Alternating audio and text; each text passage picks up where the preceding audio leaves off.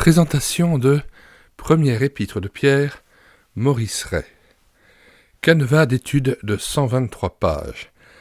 À noter que le canevas d'études de la deuxième épître de Pierre et l'étude de l'épître de Jude a été numérisé et est disponible aussi sur médiathèquechrétienne.fr. Nous en mettons le lien gratuit de téléchargement dans les commentaires de cette vidéo, aussi bien pour cet ouvrage que nous présentons que pour la deuxième épître de Pierre et l'épître de Jude. Le pasteur Maurice Ray, 1914 à 2005, a exercé un ministère pastoral et d'évangélisation en Suisse romande durant de nombreuses années. Il a également été secrétaire général de la Ligue pour la lecture de la Bible de ce pays. Et avec l'accord de ses ayants droit et descendants, nous avons numérisé l'intégralité de sa production spirituelle, de tous ses ouvrages, et que vous pouvez télécharger gratuitement sur le site internet médiathèquechrétienne.fr, site que nous avons développé en synergie avec cette chaîne YouTube à l'écouter sa parole.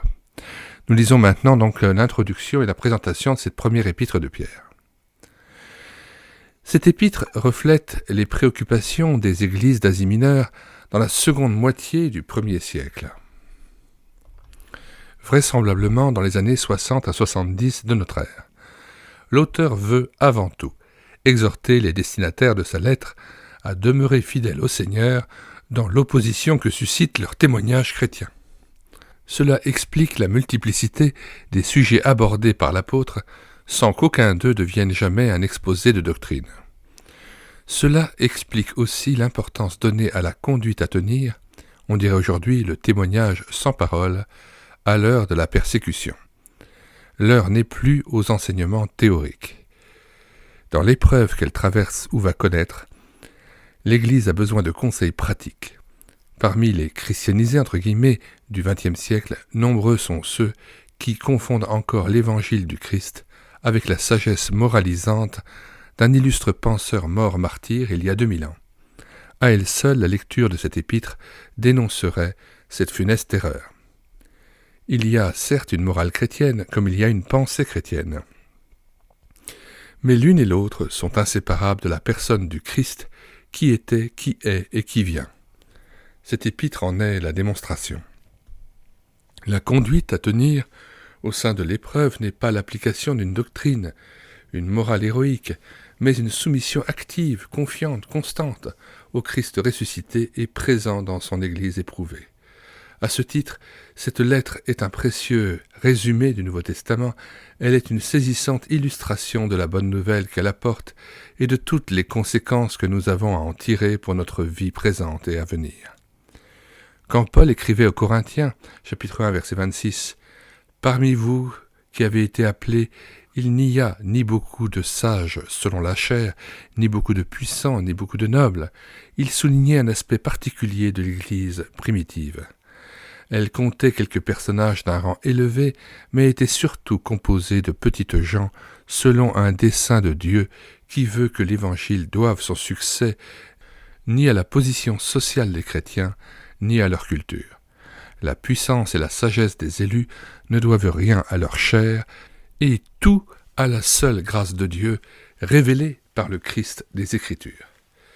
L'orgueil lié à une connaissance académique ou livresque, à une position sociale, à une tradition de famille ou de communauté, est souvent le plus gros obstacle à la vie chrétienne. Si Pierre s'adresse lui aussi à de petites gens, ce qualificatif est à comprendre selon une échelle des valeurs qui dit de toute éternité « L'homme est intéressé par ce qui frappe les yeux ». L'Éternel, lui, regarde au cœur, 1 Samuel 16, verset 7. Aussi la parole de l'apôtre adressée à ces petites gens est-elle valable pour les sages, les grands, les puissants et les petites gens de tous les temps. Une épître catholique. Au IIIe siècle déjà, l'Église appliquait le qualificatif catholique, c'est-à-dire universel, aux épîtres de Jacques, Pierre, Jean et Jude. On voulait ainsi différencier ces écrits de ceux de l'apôtre Paul adressés à des communautés locales ou à des personnes. Ces épîtres dites catholiques, excepté les 2e et 3e de Jean, concernent les églises et les chrétiens en général. Cette appellation d'épître catholique se retrouve dans quelques versions du siècle dernier, Osterwald par exemple, Nos versions modernes l'ont abandonné. Nous mettons dans les commentaires de cette vidéo le lien de téléchargement gratuit de cet ouvrage. Le téléchargement se fera à partir du site internet médiathèquechrétienne.fr, site que j'ai bâti en synergie avec cette chaîne YouTube Elle écoutait sa parole, afin d'assurer la réédition numérique des ouvrages chrétiens épuisés et non réédités. Comme l'était cet ouvrage, nous vous invitons donc à vous rendre sur le site internet médiathèquechrétienne.fr afin de pouvoir profiter et de pouvoir télécharger gratuitement les 1000 ouvrages que nous avons déjà numérisés et mis à votre disposition.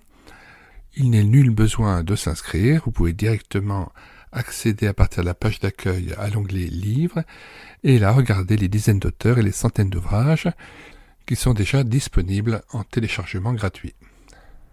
Si vous voulez connaître les différents ouvrages que nous numérisons tous les jours et présentons sur cette chaîne YouTube Elle écoutait sa parole, les audiobooks que nous prenons en charge, les albums ou BD que nous lisons avec caméra de document, mais aussi les cantiques que nous mettons en parole, afin de nourrir votre louange individuelle ou en assemblée, abonnez-vous à cette chaîne YouTube Elle écoutait sa parole. Nous vous disons au revoir et à bientôt.